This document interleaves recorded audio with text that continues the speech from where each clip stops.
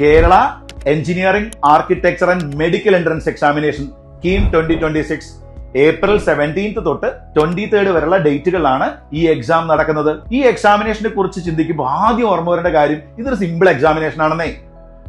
JEE പോലെയോ NEET പോലെയോ IISER പോലെയോ ടഫായ ക്വസ്റ്റ്യൻസ് അല്ല ചോദിക്കുന്നത്. നിങ്ങൾ സ്കൂൾ സിലബസിൽ പഠിച്ച സിമ്പിൾ കാര്യങ്ങളാണ് ഈ പരീക്ഷയ്ക്ക് വരുന്നത്. അപ്പൊ പരീക്ഷയ്ക്ക് പോകുന്നതിന് മുന്നേ അല്ലെങ്കിൽ പരീക്ഷാ സമയത്ത് നിങ്ങൾ ശ്രദ്ധിക്കേണ്ട കുറച്ച് കാര്യങ്ങളാണ് ഞാൻ നിങ്ങളോട് പറയാൻ പോകുന്നത്. നമ്പർ 1, ഇതൊരു ഓൺലൈൻ എക്സാം ആണെന്ന് എല്ലാവർക്കും അറിയാം. ടോട്ടൽ 150 ക്വസ്റ്റ്യൻസ് ആണ്. 75 mathematics, then 45 physics, then 30 questions chemistry. നിങ്ങൾക്ക് കിട്ടുന്ന ടൈം നിങ്ങൾ നോക്കണം. 3 മണിക്കൂറാണ് എക്സാം. അപ്പൊ 3 മണിക്കൂറിൽ നിങ്ങൾ എന്ത് ചെയ്യണം? 150 ക്വസ്റ്റ്യൻസ് ചെയ്യണം. അപ്പൊ ഒരു ക്വസ്റ്റ്യൻ ചെയ്യാൻ നമുക്ക് കിട്ടുന്ന സമയം 1 മിനിറ്റിനേക്കാൾ ഇത്തിരി കൂടുതലാണ്. അത്രേ ഉള്ളൂ.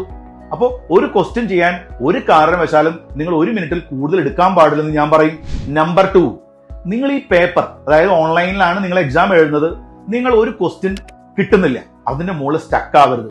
ഒരു സെന്റിമെന്റ്സും കാണിക്കരുത്. കിട്ടിയില്ലെങ്കിൽ നിങ്ങൾ ക്യുക്കായിട്ട് അടുത്തേക്ക് പോണമേ. നിങ്ങൾ എന്ത് ചെയ്യണം? ഈ മാത്സ് ക്വസ്റ്റ്യൻസ് ആദ്യം ചെയ്യാന്ന് വിചാരിക്കുക. നമുക്ക് എത്ര ക്വസ്റ്റ്യൻ ഉണ്ട്?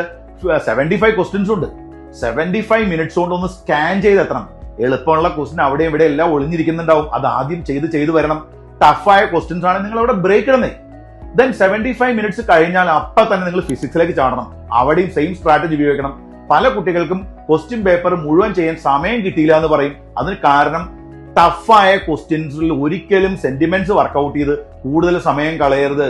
സോ 3 മണിക്കൂർ കൊണ്ട് നിങ്ങൾ ഫാസ്റ്റ് ആയി നിങ്ങളുടെ ക്വസ്റ്റ്യൻ പേപ്പറിനെ സ്കാൻ ചെയ്യുകയും നിങ്ങൾ അതിൽ നിന്ന് എളുപ്പത്തിലുള്ള ക്വസ്റ്റ്യൻ ആദ്യം മാർക്ക് ചെയ്യുകയും വേണം.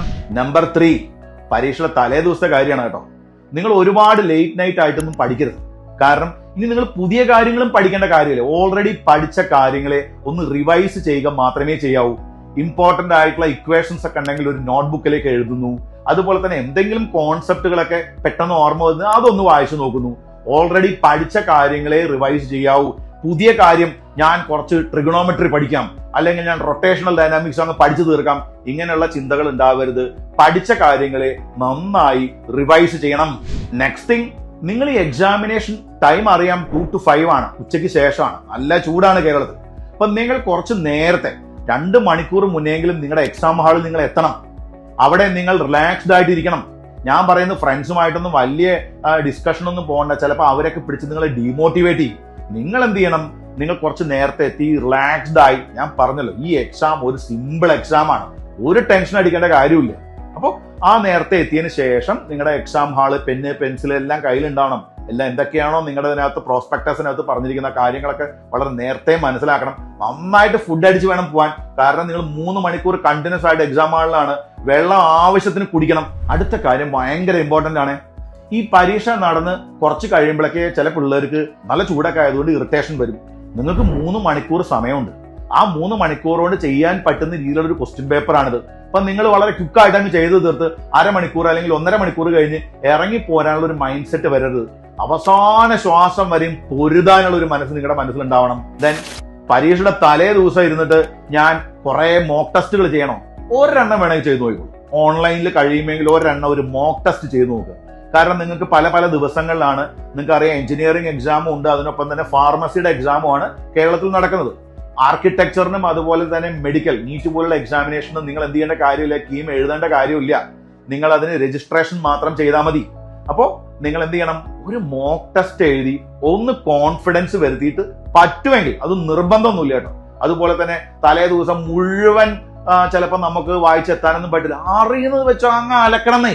ലാസ്റ്റ് ആണേ, നിങ്ങൾ പോകാൻ ആഗ്രഹിക്കുന്ന ഒരു കോളേജും ഒരു കോഴ്സും ഈ വീഡിയോ കാണുന്ന സമയം തൊട്ട് മനസ്സിലോട്ട് കൊണ്ടുവരണം. Trivandrum CET, model engineering college Thrikkakara, TKM engineering college Kollam, അങ്ങനെ MES കുറ്റിപ്പുറം, അങ്ങനെ NSS പാലക്കാട്, ഇങ്ങനെയുള്ള കോളേജുകളെ മനസ്സിലോട്ട് കൊണ്ടുവരണം. നിങ്ങൾ പഠിക്കാൻ ആഗ്രഹിക്കുന്ന കോളേജിനെ കുറിച്ച് ചിന്തിച്ച്, നിങ്ങൾ പഠിക്കാൻ ആഗ്രഹിക്കുന്ന കോഴ്സിനെ കുറിച്ച് ചിന്തിച്ചിട്ടാണ് നിങ്ങൾ ക്യാമ്പസിൽ എത്തുന്നത്. അല്ലാതെ ഫ്രണ്ട്സുമായിട്ട് അടിച്ചു പൊളിക്കാനല്ല. നിങ്ങളുടെ ഏറ്റവും വലിയ ഫ്രണ്ട് ആരായിരിക്കണം? നിങ്ങൾ പഠിക്കാൻ ആഗ്രഹിക്കുന്ന കോളേജ് ആയിരിക്കണം. നിങ്ങളുടെ ലഹരി എന്തായിരിക്കണം? നിങ്ങൾ പഠിക്കുന്ന കോഴ്സ് ആയിരിക്കണം. അപ്പൊ പഠിച്ച അടിപൊളിയായിട്ട് കീം എക്സാമിനേഷൻ എഴുതി വരൂ. എന്തായാലും എല്ലാവർക്കും ഒരു അടിപൊളി ഫ്യൂച്ചർ ആശംസിക്കുന്നു. All the best guys.